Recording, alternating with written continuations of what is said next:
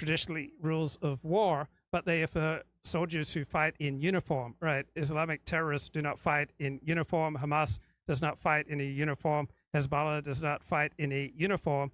Therefore, if your entity does not accede to the Geneva Conventions, then you don't get any rights by the traditional theory of war. But now the overwhelming number of nations in the United Nations support this Leninist theory that anything you do against quote-unquote imperialism, simply meaning the superior power of first world European-based countries, right? Anything you do against that is licit, and anything that the European-based countries do in response to your acts of terror must be severely constrained. This is the new legal framework for international humanitarian law.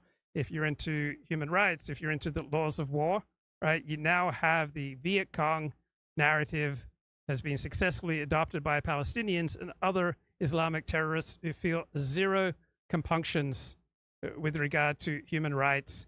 They have no moral obligations, yet the overwhelming number of nations, states in the world sides with them, that they have no obligations in how they fight back against European, quote-unquote, imperialism, while any nation that wants to defend itself, such as Israel, must be severely hampered in how they try to defend themselves and how they try to protect themselves against this Islamic terrorism.